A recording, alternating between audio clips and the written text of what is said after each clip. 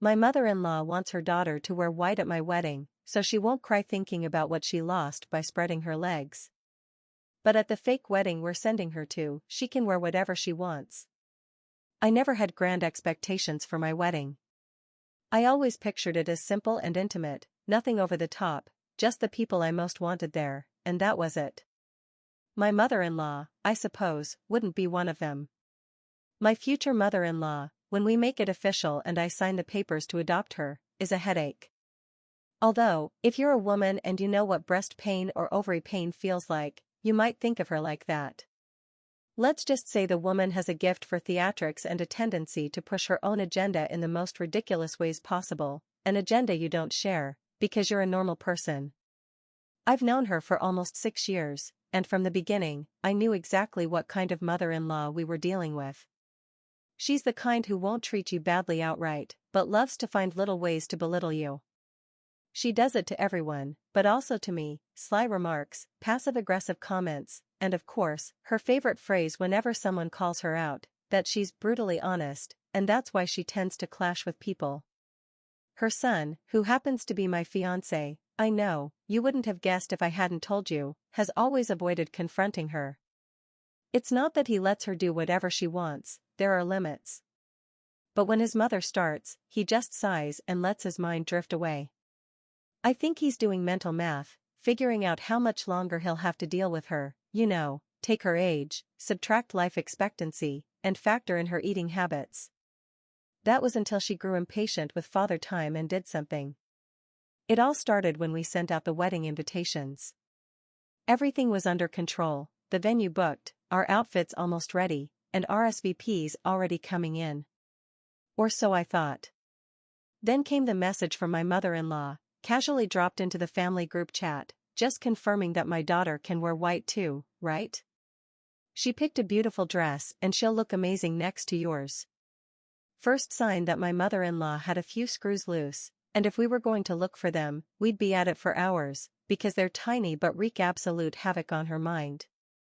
Her daughter, my fiancé's younger sister, is in her late 20s and just got divorced after a very public cheating scandal. She's not exactly a calm person, and I've always kept some distance from her because, to put it in terms we can all understand, she's like my mother-in-law, a brutally honest woman, in quotation marks. I waited for my fiancé to reply, because sometimes he has those moments where he realizes the math isn't in his favor. But he didn't. So I wrote, white?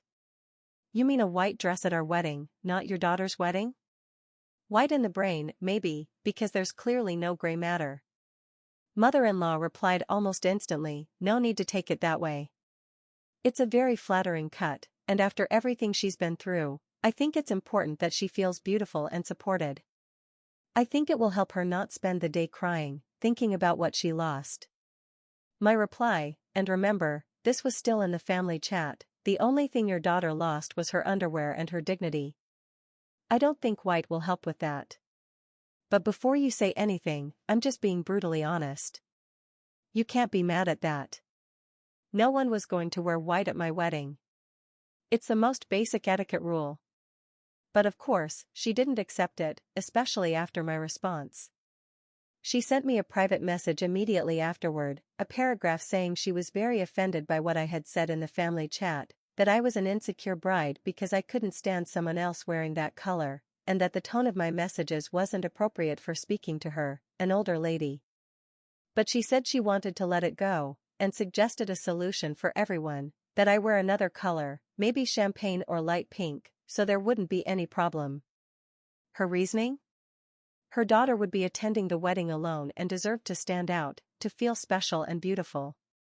I read the message over and over, speechless. When my fiancé got home and I showed him the message, I could see him mentally slashing years off his calculations. Before he could say anything, he asked if I wanted him to handle it.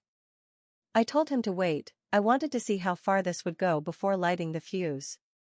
The next few days were silent. Too silent. Then came round 2.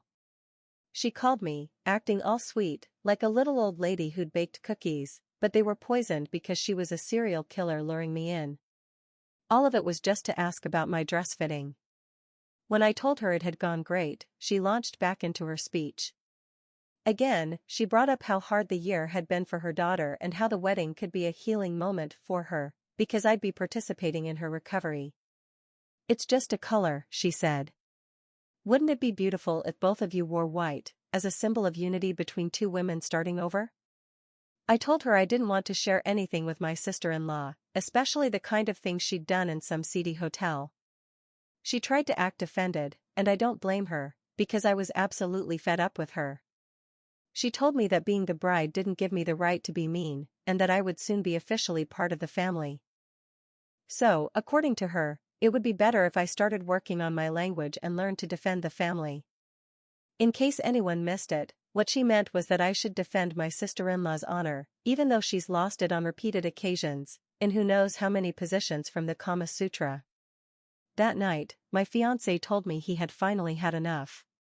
He had always tried to give his mother the benefit of the doubt, but this wasn't just crossing boundaries, it was outright disrespect.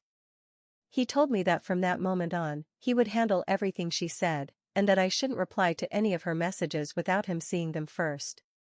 The first thing I did was hide all the sharp objects in the house, and the rat poison. I needed him alive. I couldn't get married alone if he had to be giving statements to the police. But of course, she didn't stop. During the following week, she started spreading gossip among other relatives. I got a message from an aunt, one who's just like my mother-in-law, asking why I wanted to get married in white if I wasn't a virgin. I replied, which wasn't true, but I needed her to shut up, that I still was. "We haven't done it where it matters, aunt." It took her a while to process that, but it was enough for her to never call me again. Now, onto what my fiancé did. No, not what I said to the aunt. My fiancé decided it was time to draw a clear line, and not across his mother's forehead. He told her that the request for the white dress was inappropriate, that it wasn't up for discussion, and that she needed to stop manipulating people into taking her side. At first, he tried to see if she'd take it well. The next morning, his mother sent him a long message basically saying his sister came first, that he shouldn't let me manipulate him, and that he was her special little boy. She even guilt-tripped him, playing the victim, saying she had raised him alone after giving birth to him, and now he was abandoning her for someone who didn't understand their bond. He didn't reply. He just showed me the message and rolled his eyes. Honestly, I had prepared myself for the worst. I thought maybe he'd hesitate, tell me he was caught in the middle, or ask me to compromise for the sake of peace. But no, he looked me straight in the eye and said, "You don't have to cook tonight. I'm ordering a couple of large pizzas, but first, I need to deal with my mother." I knew he loved me, but hearing him say it like that, with such certainty, made me feel like I had an army at my side, though mostly, I was just hungry.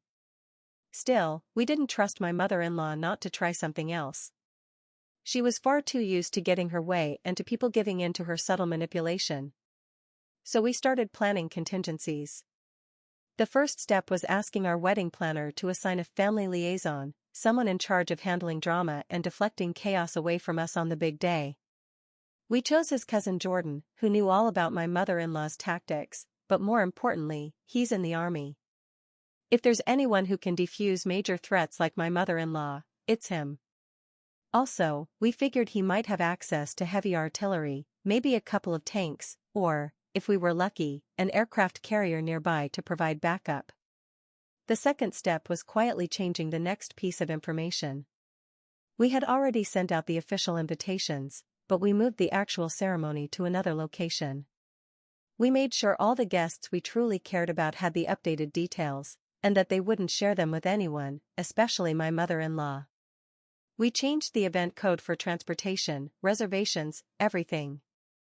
Don't worry, the new venue was part of the same chain, and since there had also been some issues with the original, it all worked out perfectly. The plan was that my mother-in-law would show up with my sister-in-law, both dressed in white if they wanted, ready to cause a scene at a place where we wouldn't even be. Harsh? Maybe. Hilarious? Definitely. All we needed was someone to film it, and the venue had cameras. But before we got to that point, her behavior got even worse. A week before the wedding, she showed up at my dress fitting without warning. She wasn't invited, but there she was, with her mother-in-law face and her daughter trailing behind. I don't know how she found out where the appointment was, but she walked in as if she owned the place. They wandered around the mirrors, making comments about my dress and offering unsolicited improvements, like suggesting I wear my hair down so it wouldn't clash so much with her daughter's color palette. The staff looked visibly confused. One of the attendants asked me quietly if these two were supposed to be there. I told her no, that they were patients from a nearby psychiatric facility who were sometimes allowed out, but were harmless, and that all you had to do was let them interact with the real world for a bit. Any problem that came up, I had something in my purse for them. She asked if it was food. I said no, but I could definitely use it on their teeth.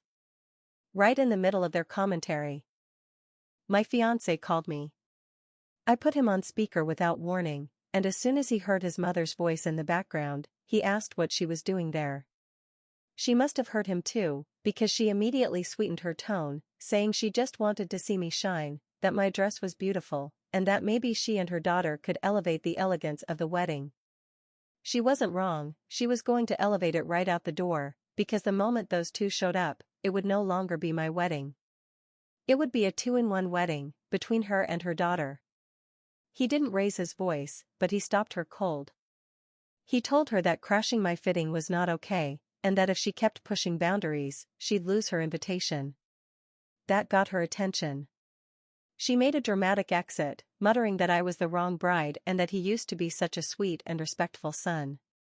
I gave a little nod to the attendant who had asked me about them earlier, so she'd know they were finally going back where they belonged. By the time wedding week rolled around, we had everything ready. Everything was in place. My fiancé even gave the groomsmen an inside joke for the day, a code word in case my mother-in-law somehow found the real location. The code word? Crazy mother. It was a warning signal. If she appeared in white, someone had to distract her long enough for security to intervene. And oh, they'd distract her.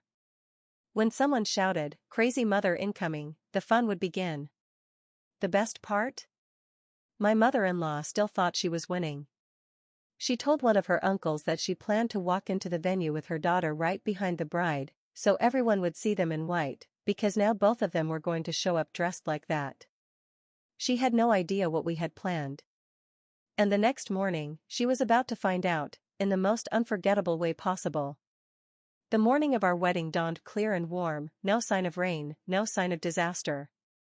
Which, to be honest, was one of my fears aside from my mother-in-law and sister-in-law. Everything felt peaceful for the first time, which was almost unsettling after all the chaos that had brought us to this point. I remember waking up to a text from my fiancé, just 3 words, "We got this, love." No matter what his mother tried, no matter what dress she showed up in or what spectacle she attempted, it wouldn't matter, because she wouldn't even be at the right place.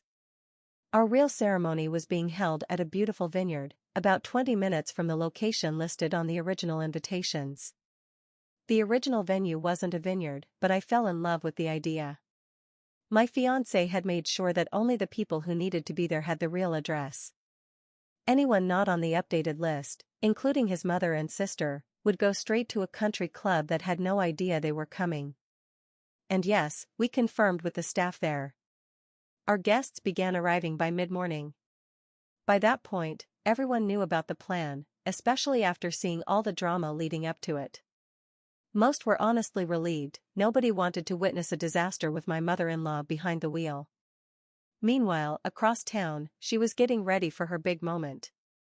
We later found out, thanks to a relative who leaked her plan, that she intended to make a grand, fashionably late entrance at the original venue, walk in, grab everyone's attention, and make a big show of supporting the bride while ensuring all eyes saw their matching outfits.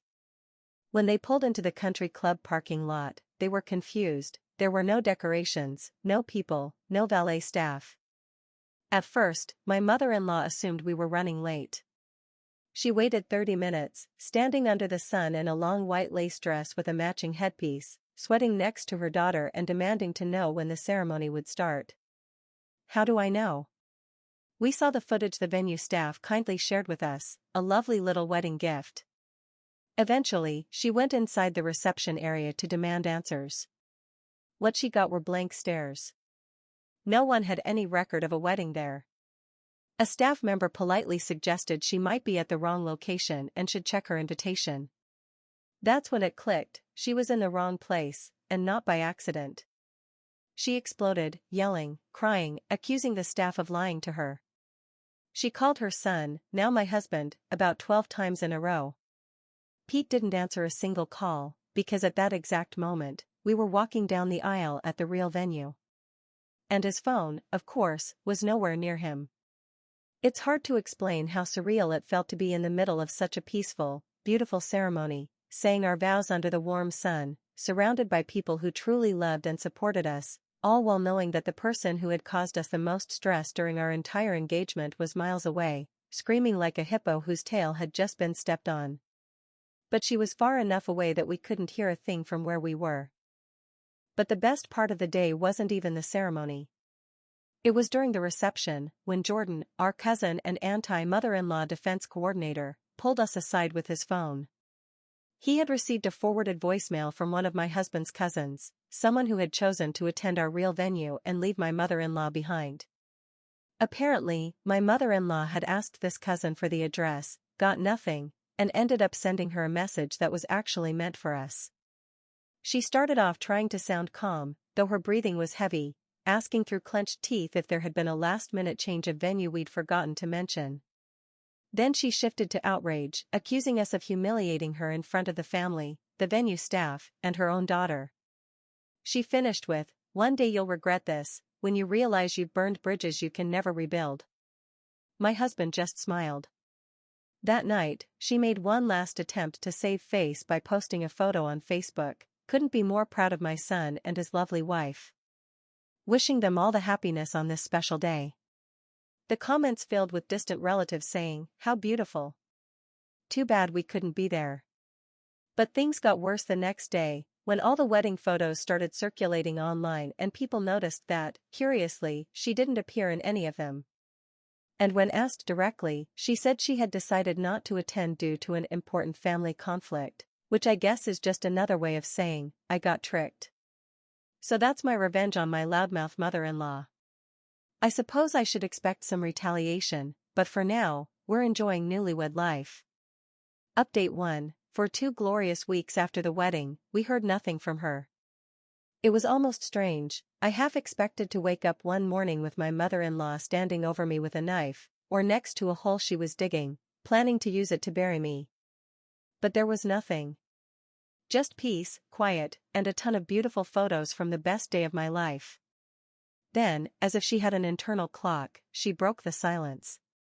She didn't contact us directly, of course, she was still offended.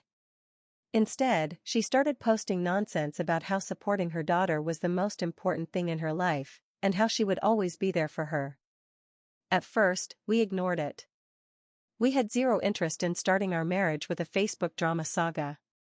We kept enjoying our honeymoon phase, unpacking cards and gifts, and laughing at the videos of my mother-in-law waiting at the wrong place. But she couldn't let it go. She reached out to someone in the family, someone who had been at our wedding, and apparently asked if we had really sent her to the wrong place, or if it had all been a tragic mistake. No, ma'am, there was nothing tragic about it.